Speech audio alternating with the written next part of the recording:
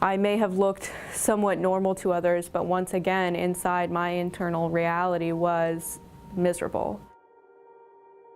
I grew up with addiction. Both my parents were active addicts, and so I was very dysfunctional in a lot of ways. I didn't quite know how to cope with any emotions. I started regularly using when I was 14 or 15, smoking weed and drinking a lot. Dropped out of high school, did online school, didn't really work. Could never find my place, really.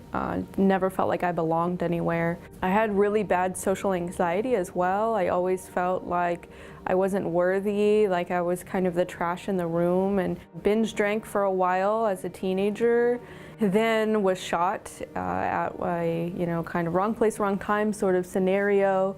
I lost my cousin who was, my best friend and my roommate. He died that night, and so I didn't leave the house for like an entire year. I just threw myself into a time warp where I just pretended like it never happened.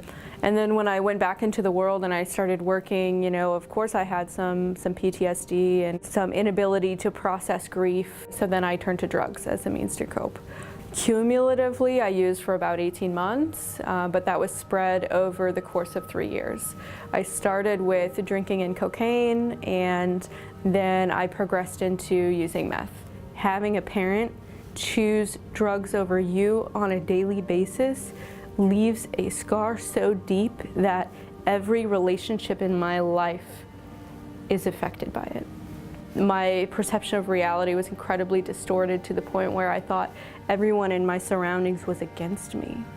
I would be convinced that the two people that I lived with were plotting against me. They were going behind my back. And I would just be so sucked into that. I wouldn't move for 6 hours. I wouldn't eat food, I wouldn't drink water, and my roommates who were functional addicts were looking at me like, you need to get a job and you need to start contributing here. So I had this pressure to then go out into the world and get this job. And so I had this job interview.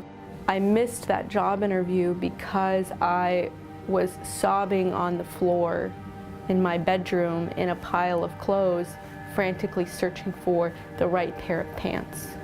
I just remember hearing them talk in the other room and being like, what's wrong with her? Like, how do we help her? If I continue on any farther, where will I end up? Like, these people are about to boot me from their home because I'm like a liability. When I went to my probation officer, it wasn't like I had planned to say what I said. My addicted mind was still trying to keep going. But when I sat down in that chair, she said, how are you? And everything just poured from me. And that was like my moment of surrendering to the fact that my life was completely broken. I was shattered in every way. Every relationship that I had at the time was incredibly dysfunctional. I would lie, I would steal from my roommates, from my boyfriend. I got arrested at one point while I was using. I absconded probation and was just kind of hanging by the skin of my teeth. My road to recovery started when I walked into my probation officer's check-in, and I looked at her and I just said, this isn't working. I need to do something different. She gave me two choices. She said, well, I can either send you to jail for 7 days and you can keep living where you're living, or we can screen you for drug court.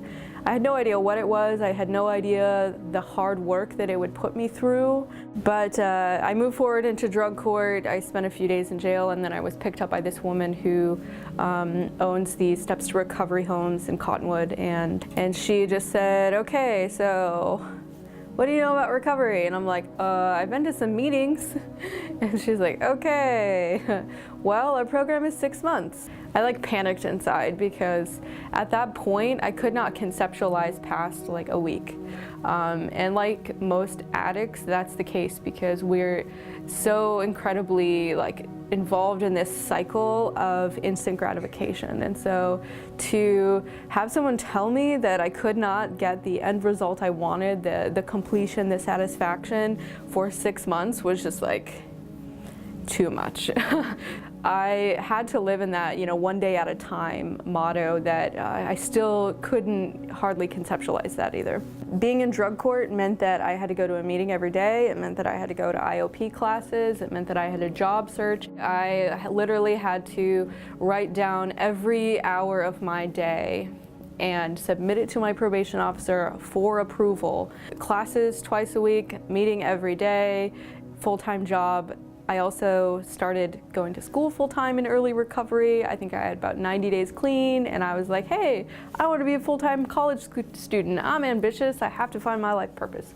I moved from the north part of my state to the southern part of the state. I now live with my family, and I have a daughter. To understand the way that my mind and my body was hijacked by the substance I was using, and being able to disassociate from those cravings so that you can say, okay, just because I have that craving and I'm having that thought, I am not that thought, I am not that emotion, and then move along.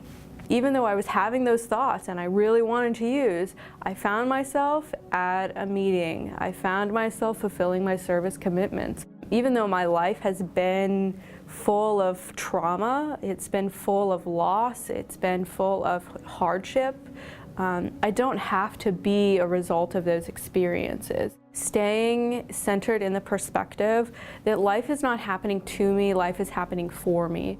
You don't have to just curl up in a ball and cry. You can look at everything that happened to you. You can say, okay, yes, this was painful for me, but what did it teach me? What do I now know as a result of this experience?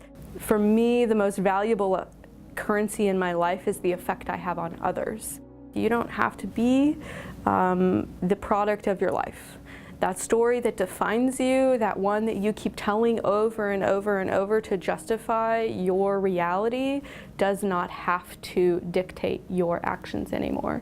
There's now nothing in my life that can hold me back. The world is now my oyster, and I can do whatever I put my mind to, and I have. There are people that care. There are organizations that will bring you in and love you until you love yourself. Keep taking baby steps. Every day, do something for your recovery. Even if you're still using, every day do something for your recovery. Is it painful to remember those things that you feel such deep shame for? Yes. But the power that you receive through going through that transformation is invaluable. Detox to Rehab wants to help as many people as possible and do it the right way. Please subscribe, comment, and like our channel. Thank you for watching.